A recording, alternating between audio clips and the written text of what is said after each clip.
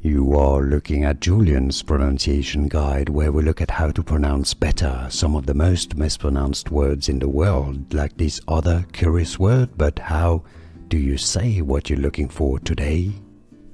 Let's learn once and for all how to pronounce the name of this character or serpent in Norse mythology. If you want to learn more names from Norse mythology, stay tuned. I've got more videos for you pronounced in Norse languages such as Norwegian, Swedish, Icelandic as Nidhogg.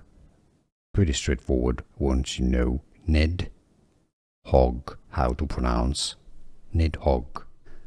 Here are more videos on how to pronounce more confusing words and names too many mispronounced. Like this video if you found it useful. I appreciate your support. I'll see you soon and thanks for watching.